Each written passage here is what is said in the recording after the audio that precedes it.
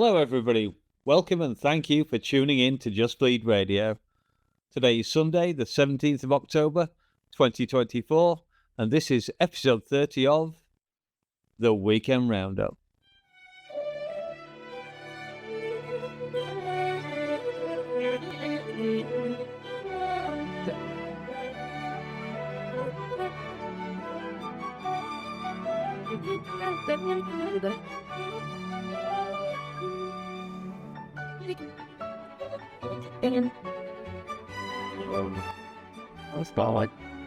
One hand in the air for the big city. Street lights, big dreams, all looking pretty. No place in the world that could compare. For the UFC's Antiques Roadshow Special, episode 309. Fiona Bruce couldn't make it this week, so I'm your host, Dangermouse. I'm joined by the fastest Bing Ripper in the Midwest, our very own Lazybed. Hey up, mate, how's it going? What's up? And of course, our man in California. He's had a hard time lately, with much beloved fighters falling and that pesky orange guy sweeping into future office again. It's no special, perhaps better known as Austin, but that's neither here nor there. Hey up, mate, how's tricks? Thank you. Yes, is watching your heroes die in front of you. This is not easy. But yes, it's a interesting weekend of fights for sure. Good. And last but not least, it's our guys in the basement doing all the editing and production. It's Dave, Chatri, and Stephen. Hey up, Dave. Hey up, guys. Hi. It's been an absolutely quackers week in the UFC, with most of the fans seemingly more interested in a future fight than the main event we had, but more on that later.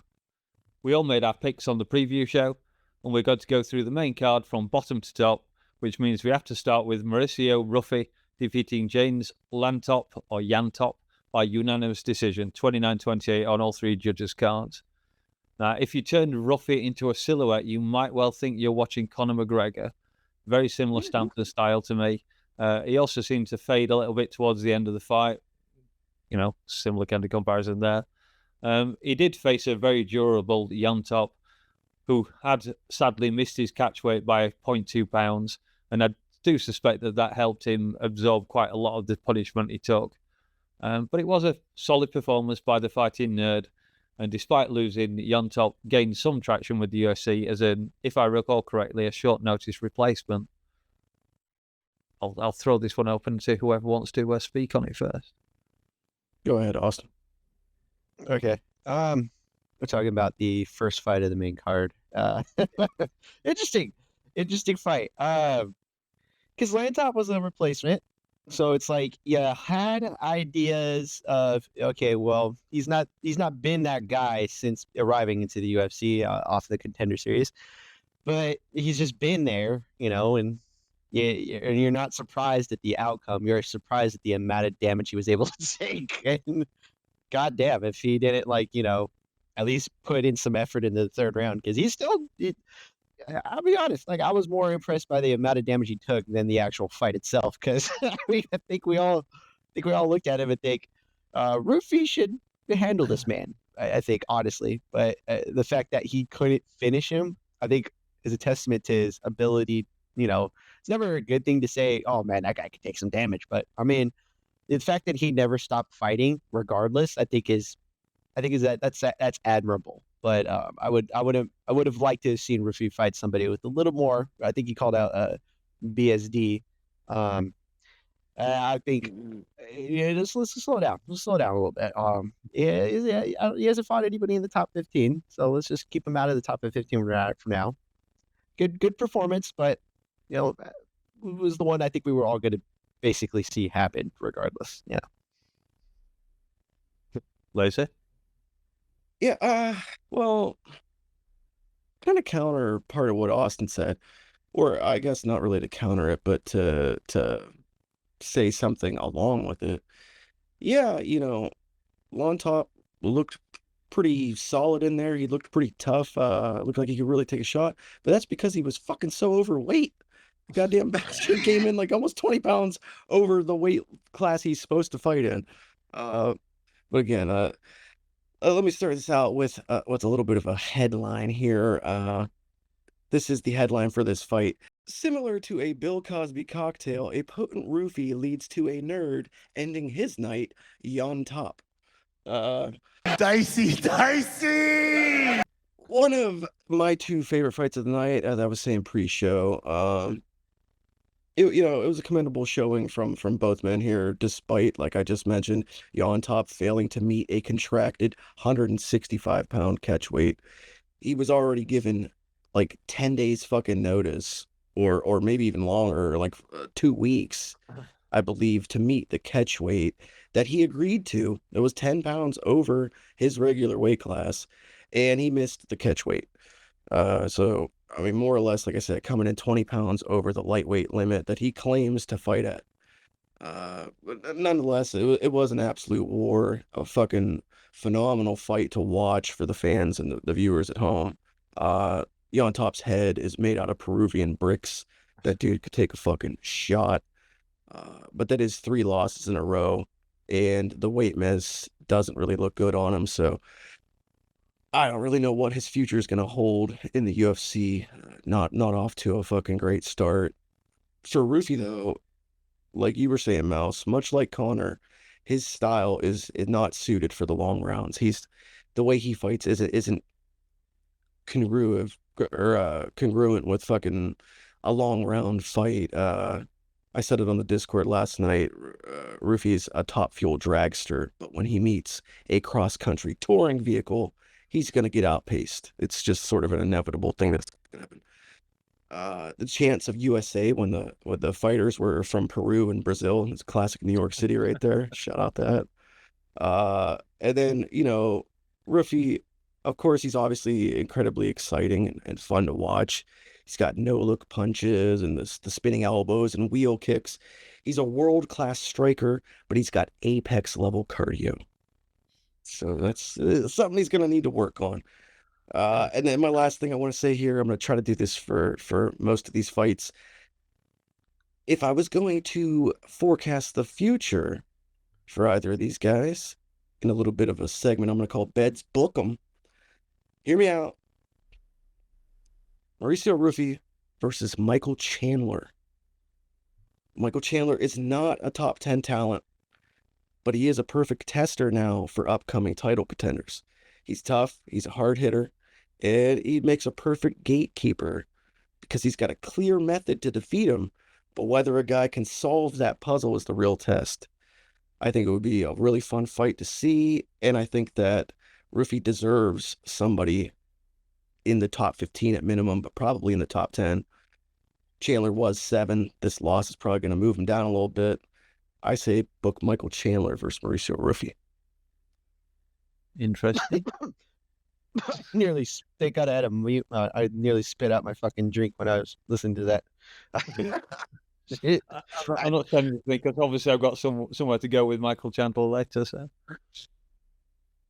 I'll say it's the closest that Michael Chandler is ever going to get to fighting Conor McGregor. Oh, that's true. Very likely. I like what you did there. Yeah, so did I. And they both gas out quick. They're the same type of fighter. They fucking, Yeah. they're explosive, and it's everything in almost every shot. So it's guaranteed fireworks. Very true.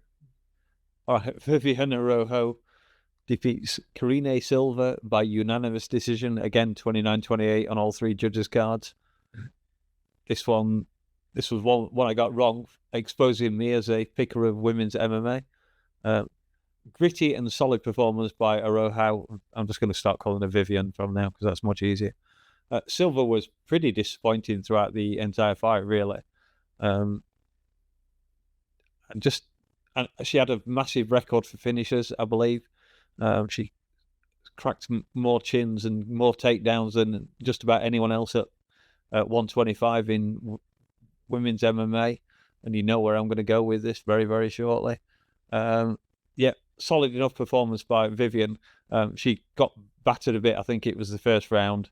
And then she stuck to the game, started to take things over, and just gritted it out and got the win. I picked against her, but I couldn't fault her getting the win. And as I said, the obligatory Dakota thing on those performances, I don't really see either of those a big threat. I was kind of really interested in seeing what Silva looked like. I couldn't remember her fighting before. And no, not from that performance. I didn't see much there at all. And I'm skimming through things pretty quickly myself tonight. So whoever wants to take this one away, Lazy, do you want to go first on this one? Or maybe even Dave if he decides to jump in? Probably not right now. You know what a fight to try to bring him in on, I'm sure. Yeah. Yeah, I could go. A victorious Viviane Araujo, as surprised to have her hand raised as the rest of us at home. That was my thought on this one. Like, good fucking grief, they done it again. The judges have done it once again. Another night, another set of questionable scorecards. It wasn't a fucking highway robbery, but I really didn't have Viviane winning this one. I thought that Silva was landing the more impactful shots. I thought she was the one that at any given time or point in the fight was closer to getting a finish, or as close as either one of them came. Granted, I wasn't watching like with the keenest of eye, but judging from the reactions of everybody online and even the reaction of Araujo herself in the cage, seemed like something was off here. Like that decision wasn't quite right. Like even she was shocked and surprised. Tough loss for Silva, though. I mean, she seems to need a little bit of cardiovascular training herself, much like Michael Chandler and Mauricio Ruthu. The cardio wasn't quite there. She seemed to kind of gas out. And at the same time, it's a win that doesn't really do a ton for Araujo because she's kind of already faced most of the women at the top of this division. So anything that they're going to book her in of substance is just going to be another rematch more than likely. So I don't really know or care what you do with either one of them, to be honest. That's not a jab at women's MMA. It's just neither one of them seems to really jump off the page to me personally. So a skeptical but good win for Viviane. Austin? I felt like I was trying to paint a picture for this fight, and I think if it came true, did it not? I mean, the truth of the matter is that Lazy's right. This fight is almost inconsequential now in the aftermath, mainly because it was kind of a questionable scorecard. But I think here's the thing. Here's the truth of the matter. Araujo is just a tough fight for any of the 125ers in the division. Like if you can't finish her, and she's not notoriously known for getting finished, she's just going to be there in the fight, and she's going to make it a tough fight regardless. And they proved the point because Silva kind of gets away with her athleticism in fights. She hits harder. She does pretty good with, takedowns and, pushing the pace a little bit.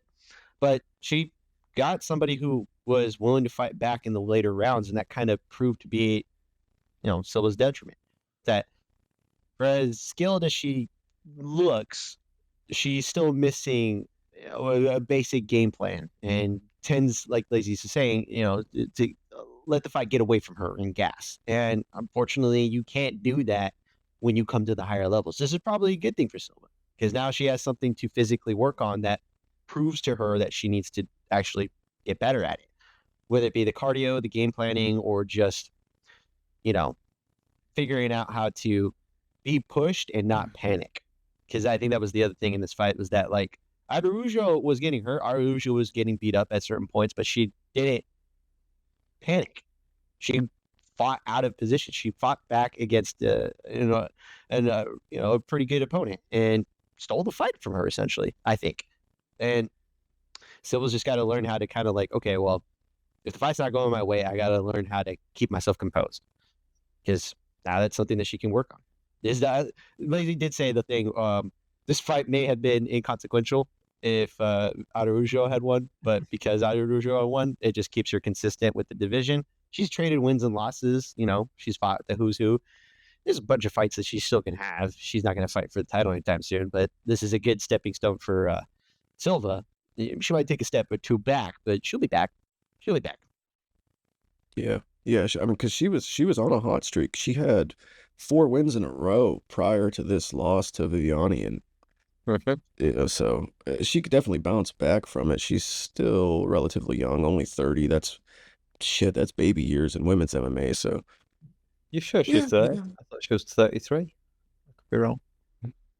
I'm talking about Silva. Viviani maybe. Oh, sorry, yeah. Okay.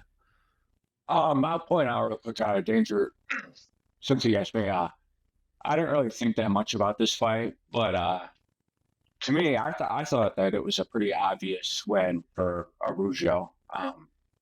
But I must have been high as hell because I'm looking at the media scorecards and they all scored at 30-27 or 29-28 for Silva. No one scored it for Araujo, but I thought Araujo deserved the win. Yeah. I had it close. I think I had it 1-1 going into the third. So Viviani's face at the end when they announced her as the winner was priceless. She was, who, me? Pure joy. Well, fair enough. Who wouldn't be happy at that point? As Dave chirped up, he might as well take us into the next one as well, because that's going to be Bo Nickel defeating Paul Craig by unanimous decision again, 30-27 across all three counts. And Dave was the only one of us who jumped in for my countryman. So anything to say on this one, Dave? I thought 30-27 on all three judges' scorecards was an abomination. I thought the fight was relatively close. Paul Craig probably won round one. I don't know. It was really dumb of him. He was really happy after round one, saying how much fun he was having and all that kind of stuff. And I thought it looked good, but after that, he's kept on doing kind of the same and not really being that effective. And, like I said, I don't like those scorecards, but I guess you could say maybe Bo did laying the harder shots and he got a decision. I thought it was really boring. Bo talked about dominating Paul Craig for 15 minutes, which I think is just absolutely insane. Even if he did give him all 3 rounds, it was close overall, and not the best performance from either guy. I don't know. Paul Craig, it was one of a fight for Paul Craig. He kind of fell off after having so much fun, but I don't know. I thought round 1 was his best round, and the judges didn't even give him that, so in the end, it didn't really matter. But Yeah. decent performance. Those 3 rounds was kind of fun, but Did he give the first round on any judge's scorecard? no, 30-27 on all 3. Yeah, I had it down on my notes that I was really, I knew it was a close round, but I edged it towards Craig. Then I was watching when all the comments were coming up, and it was 1 for Craig, 1 for Nickel, 1 for Craig, 1 for Nickel. Clearly a very, very close round. Then the second round, I probably edged towards Bo. And the third round, yeah, I thought, again, probably Bo had done enough there. But the fact Craig didn't get nominated for at least 1 round, yeah, I agree. That was a bit of a travesty. That is crazy. Yeah, I've got it on my notes there. X divided on the score, but the judges weren't. And from the crowd, we had those cries of overrated coming in, which a little bit harsh, I think. Maybe I think he's being given a bit too much of a highlight spot for the point he's at in his career.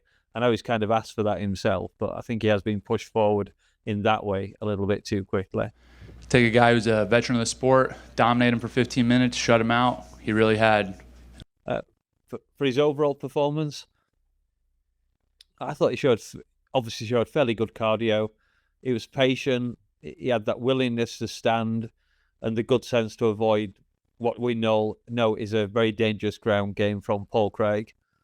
It was a very mature performance that I think it deserves more applause than criticism. I understand why people are criticizing it. It wasn't too long ago he was calling out Shavkat and all that kind of stuff. But we all know now that would be a very, very bad night's work for Bo. But Paul Craig, yeah, I thought it was closer than the media made out, Dave, as well. Paul, he's just the definition of a crafty vet. He's dangerous until literally the very last second of any fight. So I didn't hate him losing. I picked Bo Nickel to win. I thought Bo might have been a bit more aggressive and tried to get it done quicker, but he decided to get 15 minutes in with a veteran fighter, which is good for his experience. The crowd might hate it, but it's probably good for him. So, yeah, I will pass that one over to, I think it's Austin's go next. Okay. Yes. So I have not been very supportive of Bo Nickel for this specific reason. And I think the truth, I think it is that this should have been more emphatic for Bo than what we got.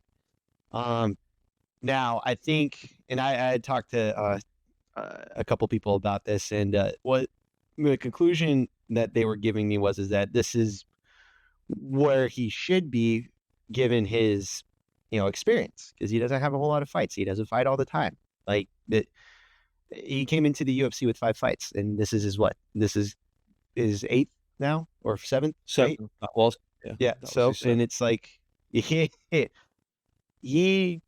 realistically should have been fighting more often. Like he should have fought 4 times a year. He should have fought several more times on the regional scene. He should have fought 2 years more prior to getting onto the Contender Series.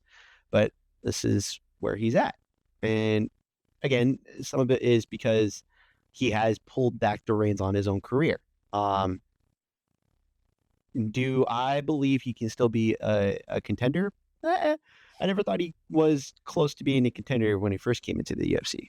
I know Damon Martin was adamant that he could beat Israel Adesanya, and I found that laughable because all the fights start on the feet. And if Bo Nickel can't take him down, what happens, right? The other thing was that too is that like he's supposed to be Hamzat, but America's version of Hamzat. Now it's kind of halted the boat a little bit here too, much like Hamzat. That momentum sometimes can be a detriment to you, especially when it's limited performances. Realistically, my issue with this fight is that if this is where we're at with Bo Nickel, he's not 35. I think he's closer to 30 right now. I think he's like 29, 30, I think around there.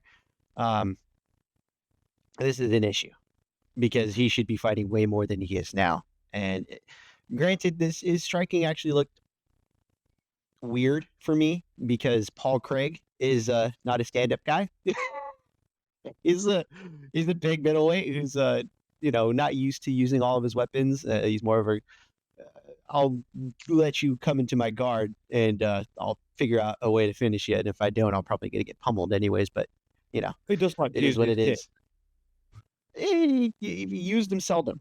Didn't really use him as much as he should have. And when he did, he was usually getting countered. And half the time, Bo Nickel was trying to land overhand rights and left hooks and whatnot, almost as if he was specifically trying to work on his stand-up, which I think that's what I was being told. And it looked like that. Like he's trying to work on his stand-up. He's not confident in his hands, especially when he faces bigger opponents with more experience. Like it showed. As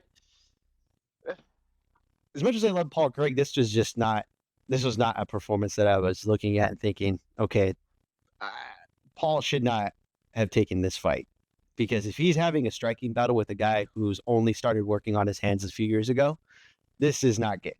This is not good for him. And the truth of the matter is that Bo needs to have fought 10 more times just to actually get more experience with his hands, because he can't take a step back now. If you're fighting Paul Craig now and barely like this fight was like the true definition of like a 10-9, is if you're looking at it. Like you said it yourself, Mouse. It was close. Like yeah, some of those rounds could have gone either way, honestly. And I thought, this isn't a good look. But the hell I know. I'm pretty sure Bo is just going to take another 6 months off anyways, and ask for another opponent that doesn't really know how to fight his style well. We'll see though. We shall. Before I pass this over to Lazy, I should just mention that Paul Craig finally broke his being a vegan spree for this fight. He ate meat for the first time in I don't know how long. Didn't do him any good on this particular occasion, but maybe that's the asset he's been missing him from his career all this time. Sorry, Lazy. I'll pass it over to you now. It didn't look like it did him much good last night. No, it did not. He was eating a different kind of meat. He was eating Bo's fist meat. Well, you guys have pretty much said most of it all at this point, so I could just kind of touch on some of the bullet points that I observed last night. But although I will say, to kind of touch on what Austin said, half of Bo's problem is, and some people know this, but some people don't, he tried to wrestle at an international level, an Olympic level after college, and he failed. He wasn't able to achieve that goal and reach that level, and that's why he found himself in MMA. This was his, I guess what you would say, his third choice in life of what he wanted to do. So he kind of wasted some prime years chasing that dream and failing at it, and now he finds himself at this point where he needs much more experience under his belt than he has, and he's kind of diving into the deep end before he's ready. Although that's debatable as well because Paul Craig wasn't even ranked. So anyway, headline for this fight: Division I All-American wrestler meets national champion Scottish Jiu-Jitsu practitioner for mediocre kickboxing match. Stipe and Paul Craig walked into an NYC bar after 309 and nobody understood shit. But That's a good one. this fight, it went basically how I thought it would. Both threatened but never actually attempted to wrestle out of fear of Craig's guard, I'm sure, and his jiu-jitsu. They both likely figured that they could take the other one on the feet, and neither one of them really had what it took to get to that point where you're actually making much of an impact on the feet. Bo relied on a simple knee tap to overhand for the majority of the fight. That was his main striking technique. Fake the takedown. I'm gonna reach down and grab at your knee, and then I'm gonna try to come with the overhand. On the flip side, all it took was a wrestler with only 6 fights to make Paul Craig's stand-up look almost decent. The best showing his chin has ever had, too. In my recent memory, he took some solid overhands from Bo and didn't go down, so that was a plus side for Paul Craig. I believe you mentioned at Dangermouse, the crowd chanting overrated at Bo. Mm-hmm. I was laughing at that. I thought that was pretty funny. I've heard that at a lot of pro wrestling shows, but that was a first in the UFC for me, the overrated chant. And then I wouldn't say that Nickel necessarily got exposed, but he looked like a guy with 6 fights. That's how he looked. There's no two ways around it. He's not ready for the top of the division at all. He needs more season and he needs more time. Now, I don't want to see Bo fight cupcakes, but if you want to make the most of him, he clearly needs more time. So they haven't necessarily thrust him up the ladder of facing a Paul Craig, but it's a bit too deep of a dive for him. So I say you kind of reel him back a little bit. And it seems kind of crazy, but I think you should give him a guy like Torres Finney, the little bowling ball middleweight from Dana White's Contender Series this past season. Guy that only wanted to wrestle, so Dana had to bring him back, I don't know, 2 or 3 times to get him I know you mean that. onto the actual show. Yeah, so, I mean, he'd be willing to wrestle and tough to take down because of the size and the bulk.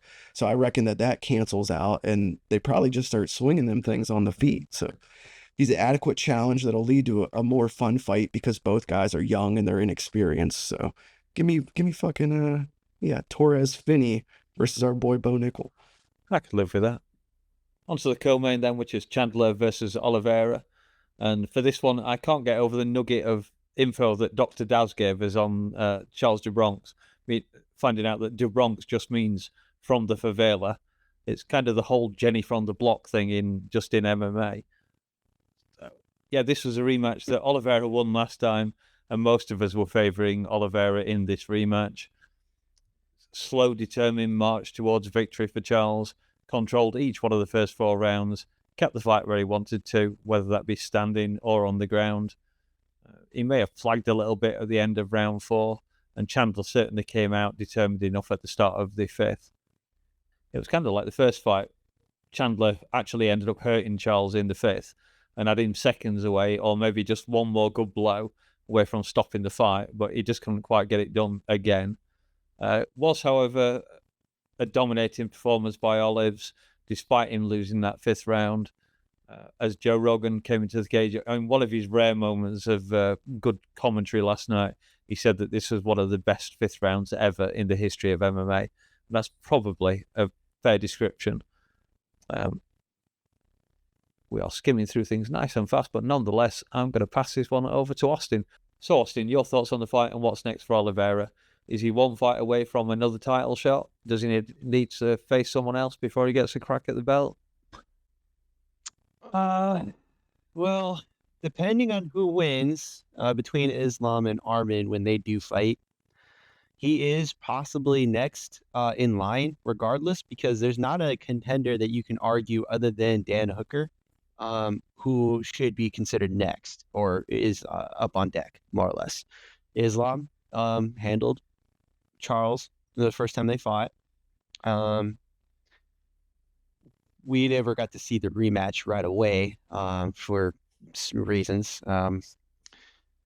The Armin fight was a lot closer, and it was only 3 rounds. And Armin was in pretty bad choke that wasn't secured, but you could tell he was having issues at the end of that fight, regardless of how it began. And Armin being a good grappler like Islam, Charles put it to him.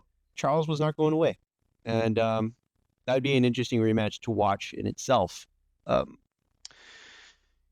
I think if you're Charles, looking at this performance, just be happy that you got the win, regardless of how the UFC tried to book Chandler a favor. For some goddamn reason, they're like, let's give him a title eliminator fight with Charles, even though he hasn't really earned the ability to fight Charles, because he's been sitting out for 2 years now, getting a honey dick by Connor.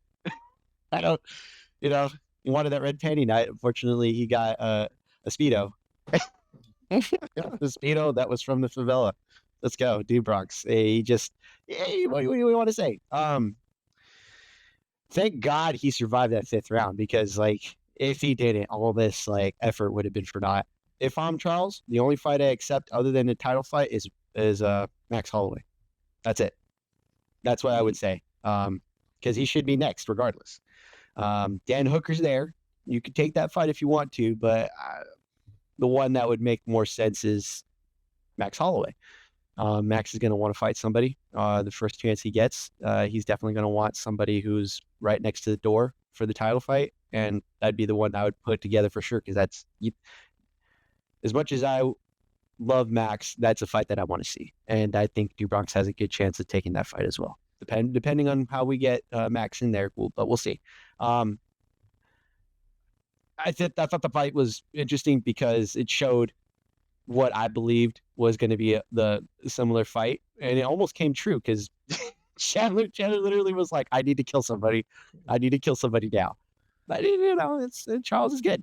I think the thing is that the UFC has got to stop keeping people on the sidelines and get them fights. That's what this told us. Yeah, for sure. So, Lazy, any other thoughts on the fight? What's next for Chandler? Should Max, I know Austin's kind of just brought it up there, but I did have it down. Should Max offer Michael Chandler a shot at the BMF? That's what Chandler was after. I'm not sure he deserves it after that fight, to be honest. But maybe. Anything to say, Lazy? Oh yeah, I got plenty to say on this, and plenty to say. And it is funny that Austin mentioned Max, you mentioned Max, and I do have Max written down here for something. So yeah, Max seems to be on the tip of everybody's tongue with this fight, which is kind of interesting. We're all basically immediately thrusting him right up into the lightweight picture, and I think that's a deserving thing for him to have happen. Headline for this fight: despite bold claims and best efforts, Chandler once again falls downhill on his way to the top.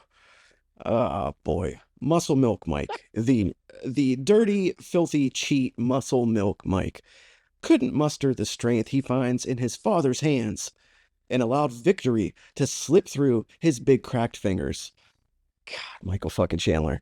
You'll never learn, will you, buddy? You'll never fucking learn. You say the same shit every fucking time, every lead up to every fight. I'm a new Michael Chandler. I'm an improved Michael Chandler. This is Michael Chandler 2.0.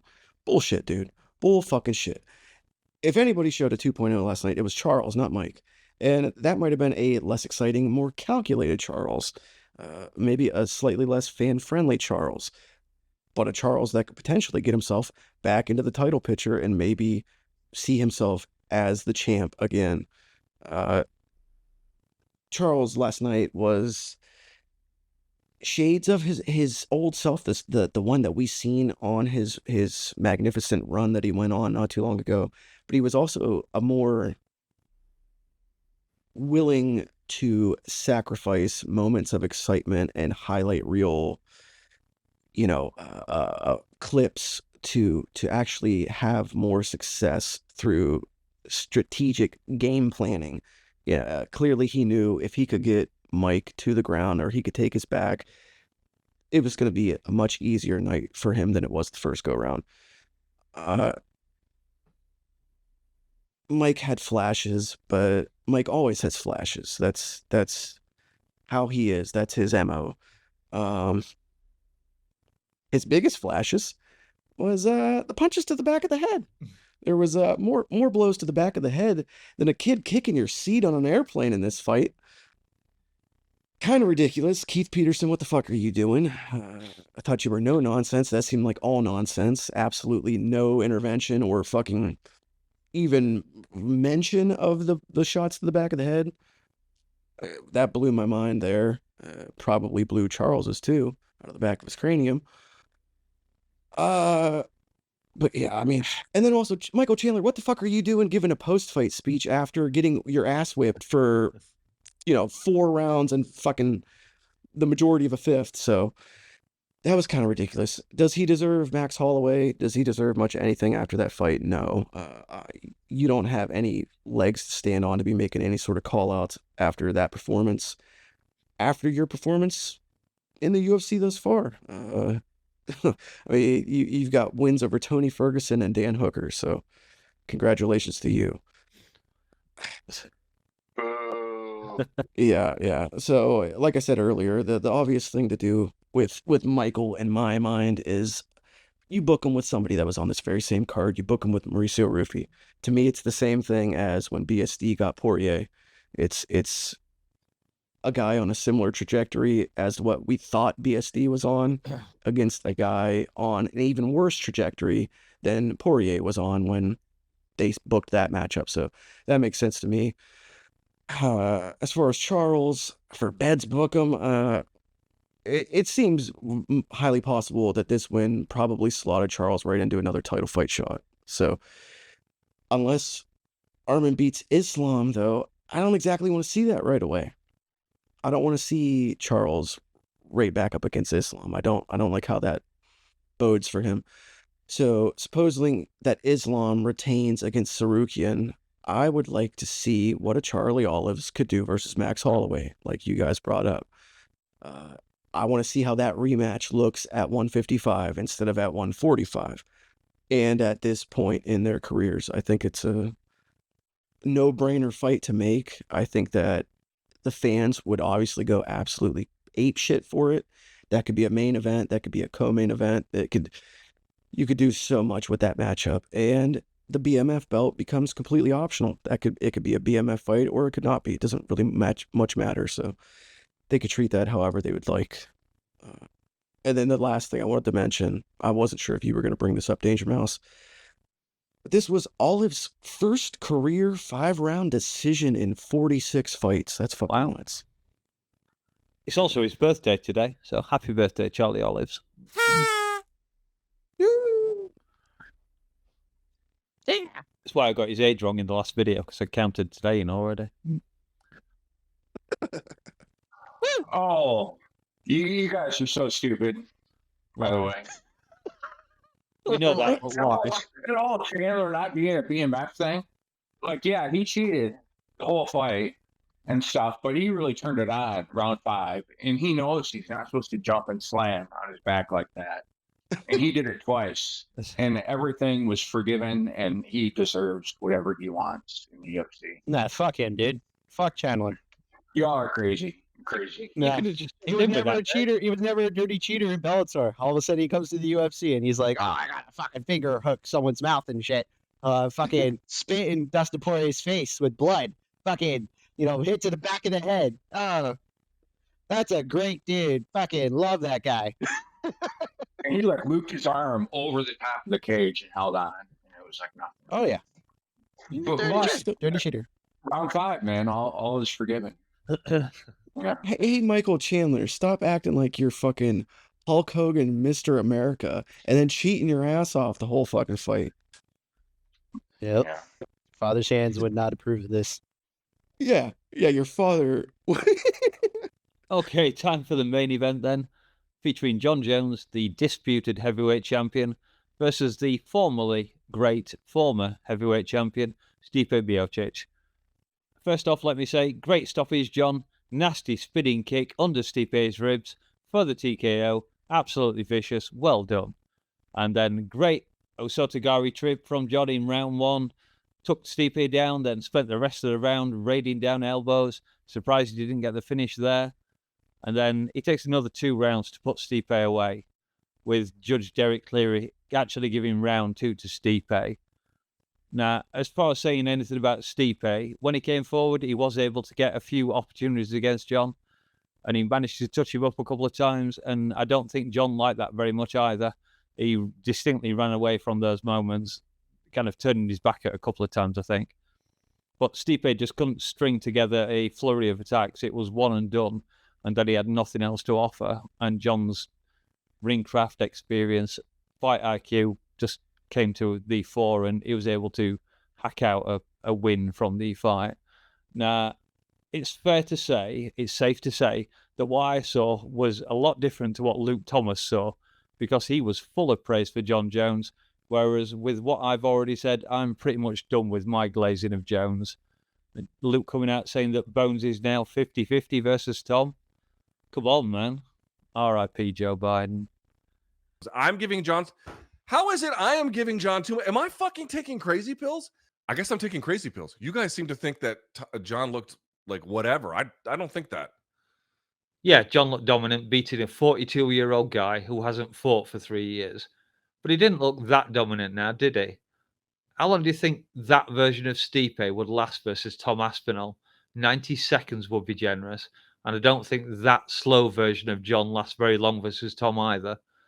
If old and slow Stipe could touch him with his plodding footwork, what do you think Tom Aspinall would do? Dancing in and out, cutting angles, slamming kicks into his calf, and then 1, 2, oops, those blights are bright. Hello, ref, wasn't expecting to see you here, mate. Whereas I saw John hit Stipe with an absolutely clean right hand, and he stunned him a little bit. He made Stipe back off. And with power like that, do you seriously think he can hurt Tom Aspinall? I don't.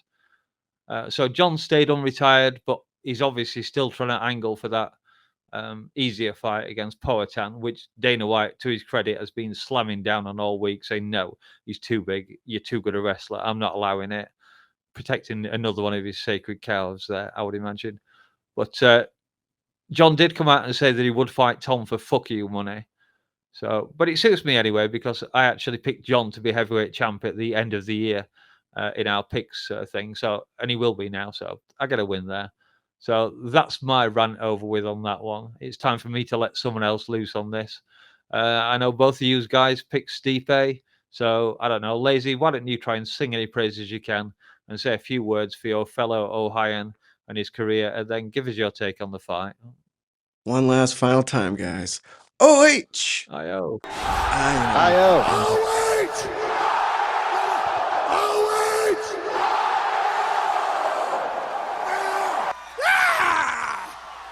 I fucking owe. Oh, man. Well, for the second time in as many nights, elderly abuse captivates the combat sporting world.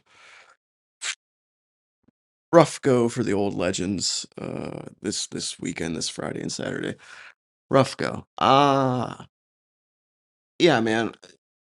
Luke was glazing John pretty fucking hard. Did he look good? Sure. Yeah, he looked pretty fucking great. But look at his opponent. Look at who he was facing. He was facing an old man who could barely fucking move and could barely get around. obviously I wasn't going to fucking feed into it or hype it up beforehand because I'm a Stipe guy. I'm a fucking Clevelander. I'm a fucking Ohioan. I'm gonna ride with my fucking dude, and I'm not gonna point out the obvious, but it was clear coming into this fight, Stipe was not in any fucking shape to be in that octagon. He was not a tenth of the Stipe of old. Uh, and I think he knew that. He knew coming into this what this was and what this would be. And I think he tried to make it clear to everyone, including the fucking media, as he sat there eating plates of food and fucking being as disinterested as he's ever been, if not more. Realistically, this was disgusting. This was a fight that shouldn't have never fucking happened. It should have never occurred. But they had this contract set, whatever fucking reason they had their hearts set on this, and it had to go down, and it fucking went down. And I'm just mainly glad it's in the rear view mirror. Happy to have it over with, and hopefully be in a spot where we can finally start to move on. Uh, as far as the fight itself, this night was one of the few events in the UFC where things go exactly how we thought they would go, or they at least went exactly how I thought they would go. The favorites looked like favorites, and the underdogs looked like underdogs. And outside of a couple of hiccups throughout the night, that's virtually how it was from start to finish. Stipe looked every bit of 42, like I said. He was fucking slow, dude. He was slow in his movement. He was slow in his reaction. Even still, though, like you said, Dangermouse, he still managed to put John on the back foot a few times. He still managed to have John backing up and virtually running away at moments.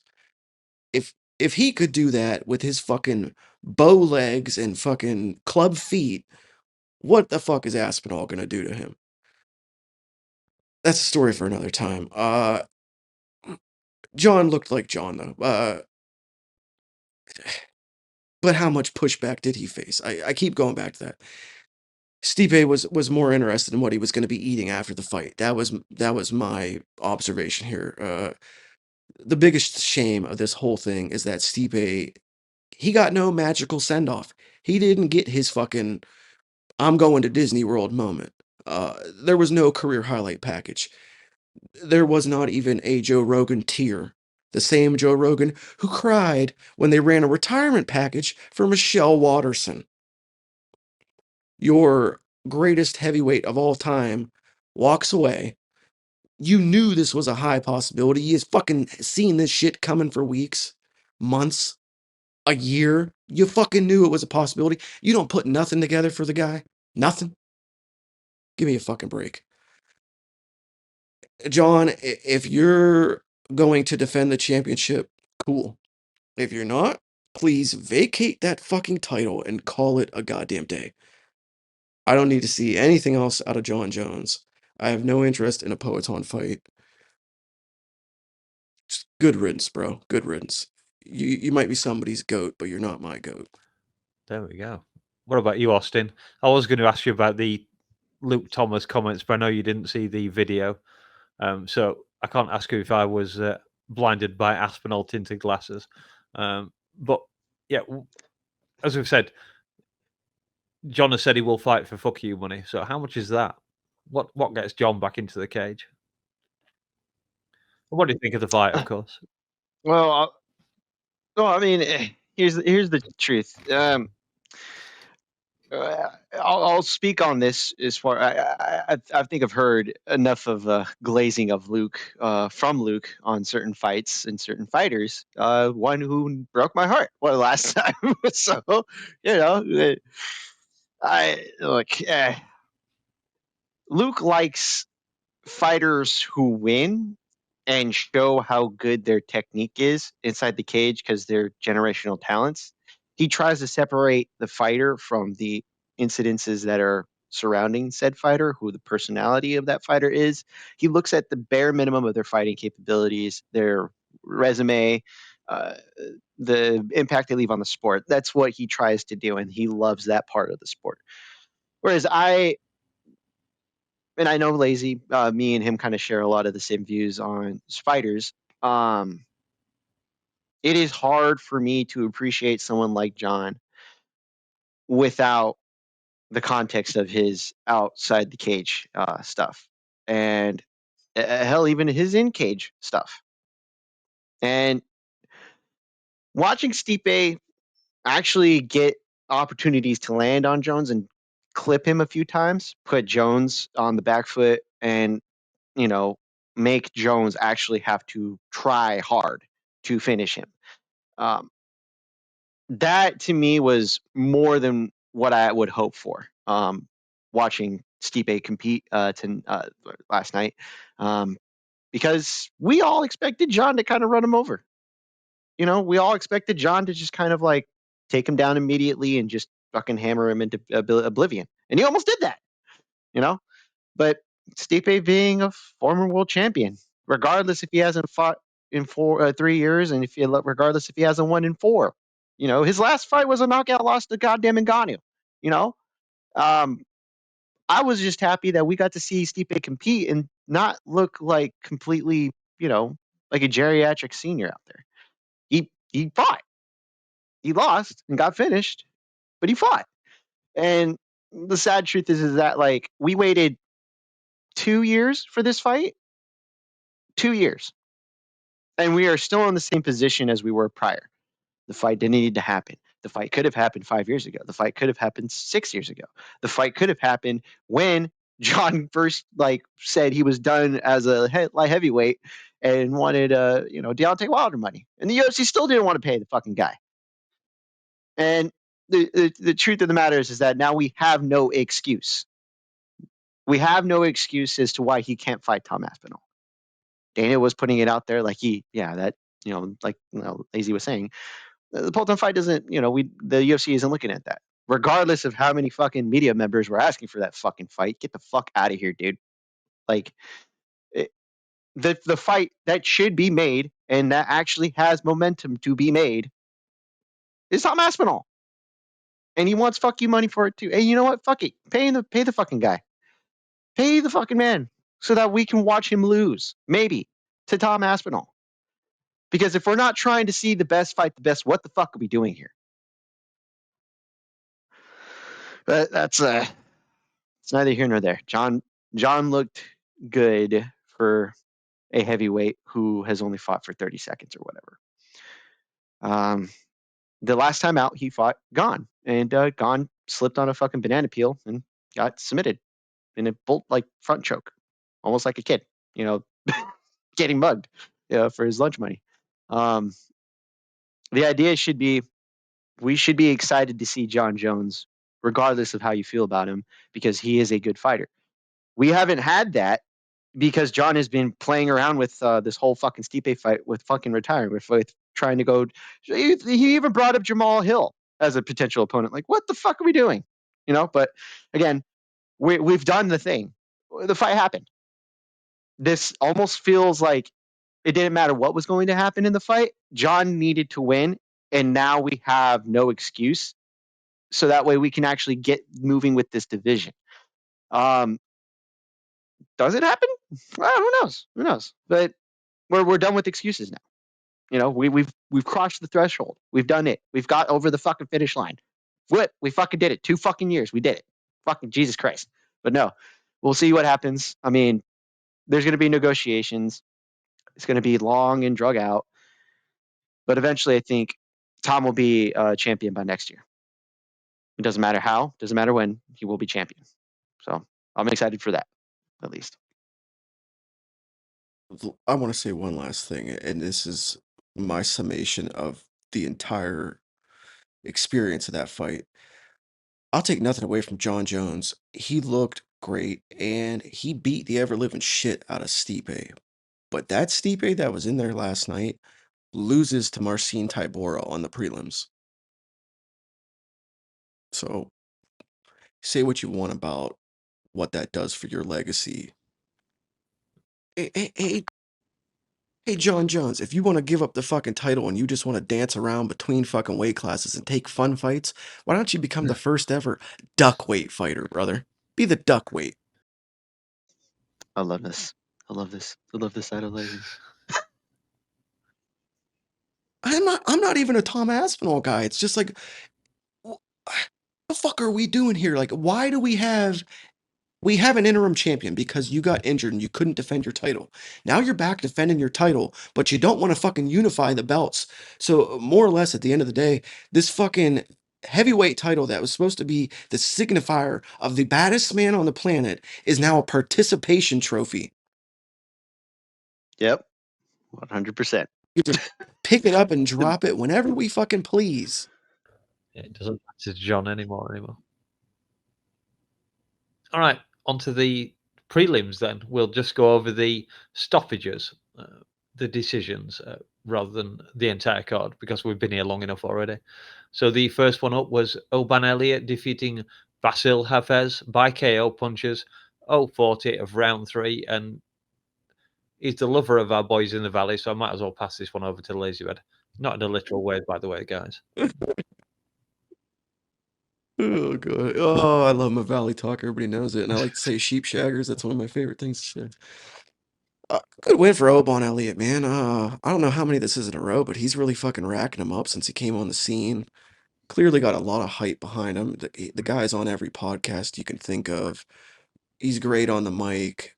Really knows how to cut a promo, and I think you could chalk that up to him being a pro wrestling fan. It doesn't hurt to have the bad guy, Chael Sonnen, on your side. Don't know if you guys caught that video, but Chael was actually with him in the tunnel before he made his walk to the cage. So, yeah, just fucking a really nice win for Oban, and yeah, can't wait to see him keep continuing to Someone climb was the ranks. comparing him to Ian Gary. I was like, I don't see that myself. Yeah, I was I like, think he's way Oban's better. actually likable, whereas Ian Gary's Ian Gary.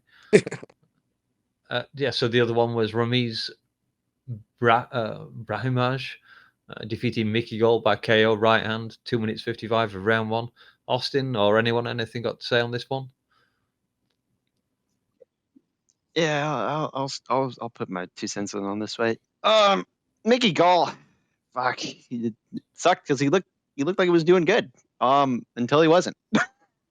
You know, it's like classic tale. Like I thought he was actually winning the fight, and then until he wasn't. You know, but you know, Brahimaj looked good at spurts. I didn't like the amount of strikes he was eating. For sure, that's concerning. But I mean, you know, if you're not willing to take a hit yet, you know, you probably shouldn't be fighting. But there is a finite limit to taking damage willingly. You know, take one to give one kind of thing, and you know, necessary damage to close the distance, and then there's taking 5 to land a possible one. You know, I don't know if we're there yet, but something he's got to work on. But he look good. You know, got the finish. Yeah, Mickey Gall's probably out of the UFC by now, so it's kind of sad, but you know, we'll see.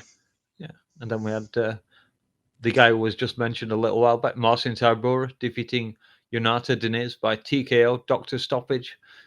Technically speaking, 5 minutes of round 2. This was kind of the fight I picked Deniz. I thought maybe this was going to be one of the guys who would come forward and show us the next level of heavyweights that are coming forward to face the guys like Tom. And it turns out he couldn't get through a guy that Tom dealt with in, 2 minutes? Unsurprisingly, because it's a Tom fight. Yeah, Tybura, I didn't pick him. He looked really good in this one, to be fair. Handled the guy very nicely. Once he got him down, slipped into mount pretty easily from what I remember, and then rained down some punishment. Cut the guy's eyes up pretty nastily and came to the finish. Yeah, great job, Marcin. Yeah. I liked this fight. It was a fun fight. I always love anything where there's elbows involved. Elbows are my favorite. So just fucking once he got on top of Janice, it was like a fucking fish out of water. He didn't know what to do. And raining down those elbows, slashing them up. Stoppage a bit weird. I believe it was Herb Dean said he stopped it because Janice his legs were wobbly. So, you know, some people didn't like that. So, I sort of felt like that fight could have been stopped at the end of that round or the end of that second round. So, or was that the end of the first round? No, end of the second round. It could have been stopped just before it, and then they did stop it anyway because of the doctors. Yeah. So I mean, fucking, what are you gonna do though? And the only other thing I wanted to say on this one was shout out to JK, who I think said, what did he say? God, I can't remember something about uh mediocre Polish power or something like that. Yeah. Real quick, I'll say this: when a fighter is being bludgeoned and the corner comes in to immediately pick him up, rather than himself be picked up, you are not supposed to do that. That is cause for immediate like a medical examination, or I forget what the term is, but rule is fighter corners, the fight team are not supposed to help the fighter to the corner. The fighter is supposed to be able to move themselves to the corner without the aid of somebody else. So that way it shows, okay, like when Lazy said, he looked, he stopped it because it was wobbly. Dude, he literally needed an escort from his team to the corner. Like that should have been it right then and there. Like, I'm sorry, even if he didn't call it, which he could have. The amount of damage raining from Marcin Tybura, who is not known for raining damage on his opponents. He's more known for laying on top of them and kind of smothering them, right? Or getting knocked out, either one. The idea should be if he needs help to get up off the mat and still look like he's in bad shape, you should stop the fight. Again, like Dominic Cruz says, oh, let us die in there. Let me die in there. Get the fuck out of here, dude. This is supposed to be a fucking sport. You're not fucking gladiators, fighting to the fucking death. The idea is we should look out for you because you guys can't do it yourselves, nor apparently will your corners do it. So get, this is, food for thought, All right, and then on to the last one, the only submission actually on the card. Jim fucking Miller defeats Jamin Jackson by submission guillotine choke. 2 minutes 44, round 1.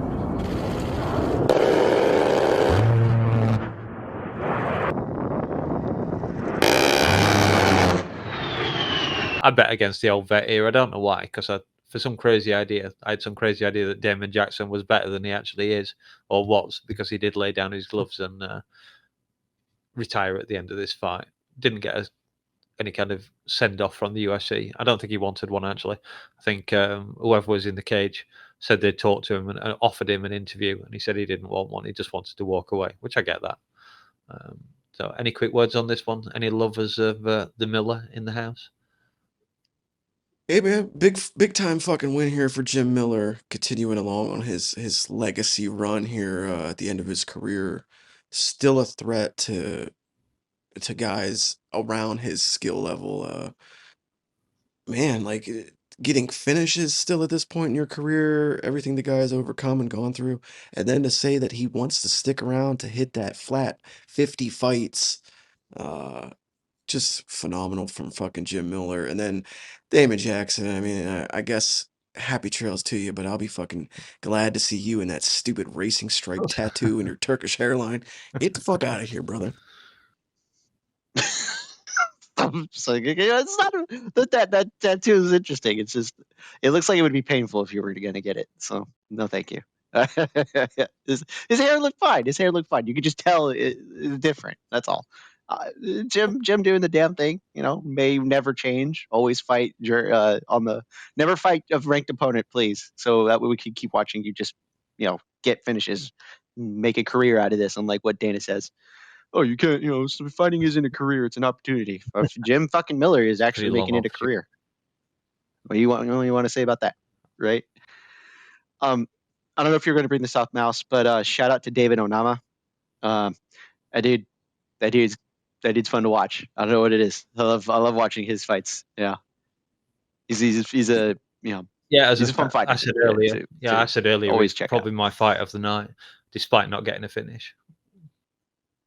Yeah, that guy can fucking crack. Like everything he throws seems to thud and smack.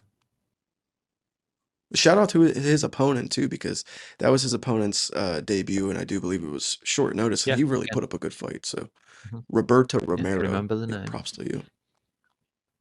Okay, let's give this card the scores it deserves. As I'm a bit of a Trump fan, we shall have no democratic process here, and Austin can give us his score first. All right. Jesus Christ. What do you want me to say? The fights kind of played out the way we kind of expected them to. Not how we hoped some of them would, but yeah, I thought it was a decent night of fights overall. I mean, anytime they go to New York, you're kind of expecting big things, and I think the biggest thing was, we got answers, and now we have expectations for certain things to happen, and I think that's good. That's good. When you have a goalpost, a finish line that we can see, it's always a good thing to have. Sometimes we don't get that, and clarity in the sport doesn't always, work out the way we think it does or hope it does. I would say for me, 7, 7 sounds about right. I would say a 7.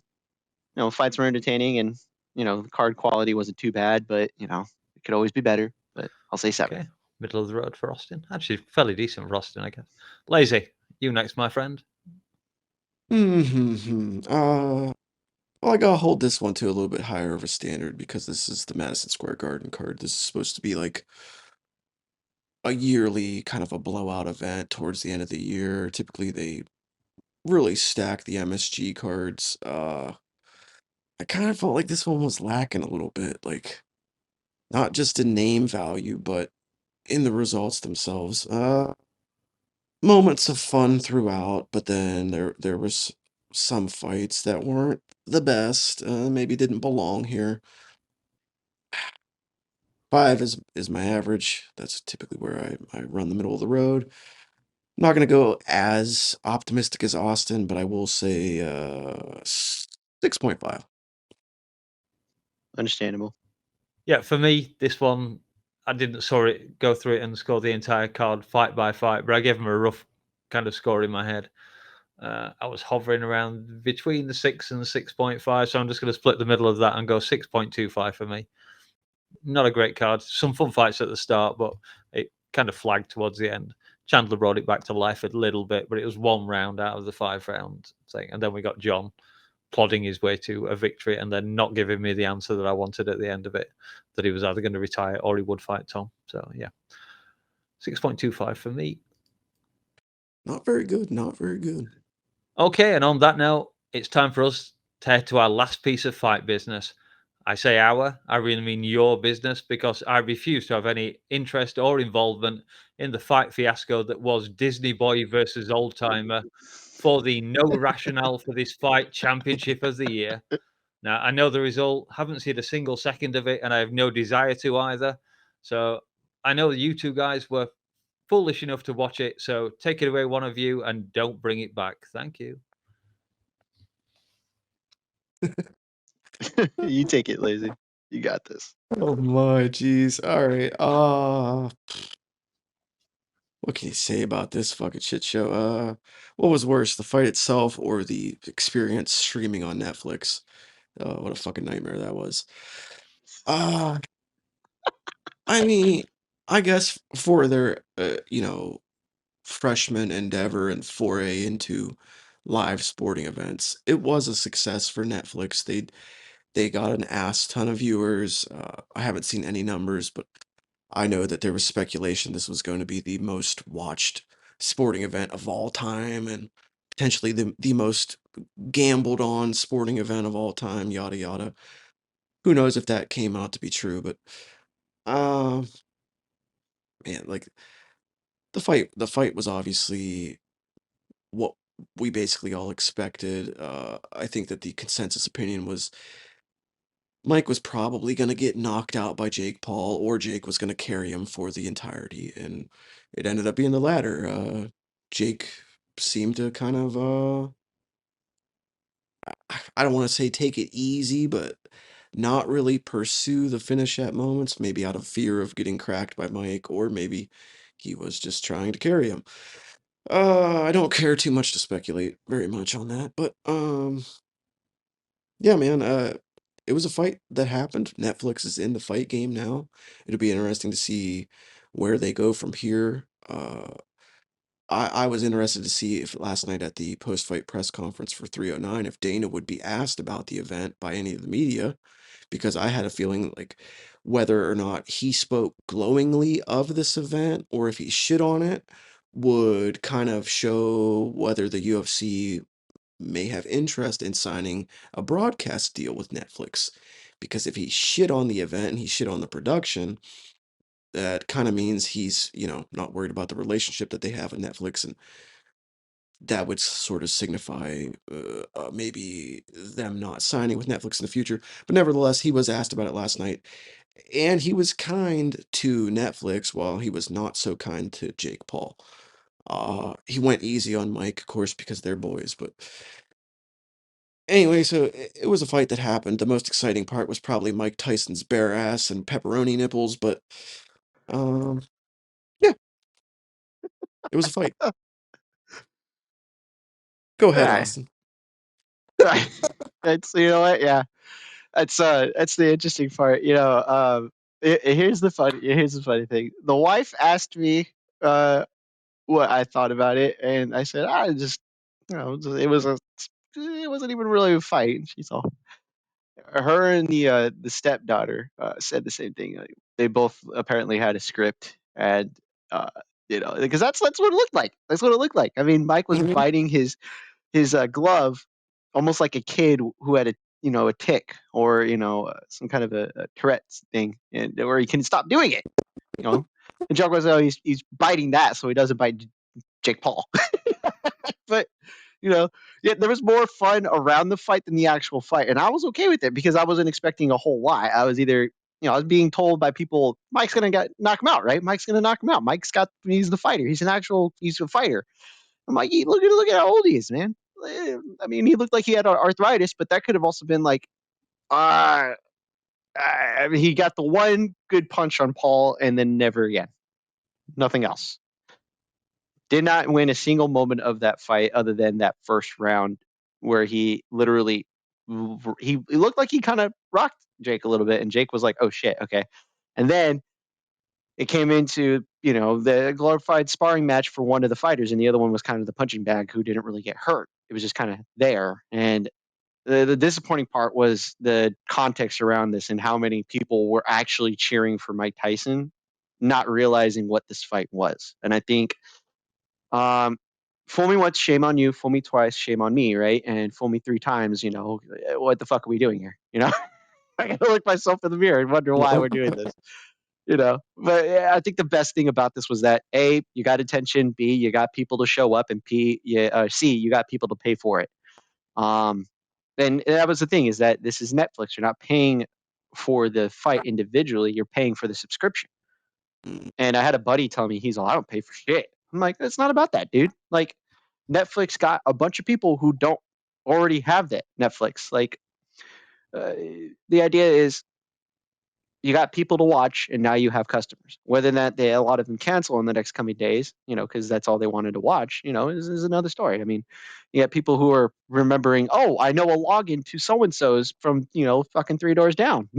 Yeah. People tune in. And that was the thing. I thought the fight that was actually fun for different reasons was the Amanda Serrano Katie Taylor fight, the home of the headbutt queen, as Katie Taylor should call herself. I mean, got a point taken away and still was fucking headbutting Amanda Serrano. I thought Serrano won too, but it is what it is. Neither here nor there. Robbery and boxing is kind of like apple pie and America at this point. They go hand in hand. Yeah. Yeah, But, that co-main was a good fight, but like you said, man, the way Katie Taylor leads with her head is it's borderline like constant intentional cheating. Yeah, that's it. Tell me not. It's just, it felt like she was losing, so she would literally clinch, but the way she was clinching, she was leading with her head. And if you're going to clinch, I feel like tackling somebody, it would have made more sense if she took her down, but she didn't do that. She literally clinched to the point to where her head was leading. And then the only consequence was one technical point, right? But I forget which round that was, but like, it was an off night for the event. I mean, you can't be mad at I guess how it was, eventually scored. But I mean, Serrano should be. But that not every time that someone complains about it that things get done. And I think that a good way to sum it all up is it was a win for Netflix, Jake Paul and Mike Tyson, and I suppose you could say Katie Taylor and Taylor Serrano as well, because that was the highest paid women's boxing match in history. So they made out. But it was a win for those parties involved, but it was kind of a loss for the at-home viewing audience. From what I understand, at the end of the day, all this really was a chance for Netflix to gauge their capabilities to stream a huge event like this live to a massive audience. And I think they found out that they really didn't have it all hammered out exactly right. They weren't really fully capable of streaming it the way that they intended. And from what I understand, also, the reason that they wanted to gauge this is because they have live NFL events coming up in December. So hopefully they get this shit figured out quickly, because the event was a success for them, but the streaming experience was a fucking nightmare. Wow. yeah, they got to get that fixed, because if you got more events that are going to come over, other sports that want to come over to Netflix, it's something that they can't have. I think I heard that more often than anything was like, oh, I can't even watch the fight. The joke is like, oh, it's just, oh, I wonder what the fight looks like. It's just a ring. But it is what it is. They made ESPN Plus look good. Oh dear. See, I go away for a couple of minutes. I come back. I get pepperoni nipples, bare asses, and women's boxing. You just can't leave these two alone for 2 minutes. All right, that's enough of that nonsense from us. From Lazy, Austin, Chatri, Dave, Stephen, and myself, DM. We'll be back next week for UFC Fight Night, Yan versus Figueiredo in Galaxy Arena, Cotai, Macau. Don't forget to like and subscribe. Dave says you have to. And that's it. Time for Dave to do his thing now. We're gone. Out of here. See you guys. Bye. Yeah! We did it! Fucking Thanks for coming out. stupid. Appreciate everybody coming out and watching, everybody. What is this father's hands thing? I've got to know now. Oh, you didn't see my video? No. Oh. It's literally, he's literally talking about his dad's hands and how like manly and like worker hands they are, and how proud he is of them. And that's his whole thing. It's like, if I could have my hands like that, I'd be respectable or whatever. It's like it's a funny weird thing, because it's like it's a total Chandler thing to say. Yeah, Chandler. Yeah, okay, It's like he was laying up in bed late one night, and he just thought of his father's hands and how strong and inspiring they are. And he's like, man, that's fucking good. I'm gonna use that fucking everywhere in the entire build up to this fight, because across every media platform he was on, he brought up his father's big, strong, cracked, bloody, dirty carpenter hands. As though we were just gonna hear that and be like, he just walks around his house muttering to himself, "I'll see you at the top. I'll see you at the top." His wife's looking at him. Oh shit! I think we should stop. I think we should go see someone. He's like, "I'll see you at the top." My dad's hands all the time. Just monologuing for no reason. All right, well, I'm going to stop recording. I swear I hit record. You really should have checked when I asked you. Not to worry. There goes all the good Chatri stuff as well. Never mind. Any suggestions for a thumbprint arse? We all made our picks on the preview show. I'll do that again because it sounded like I said pricks then. So what? We all made our picks on the preview show. Okay. I wish I'd never started that now. I guess I'm taking crazy pills.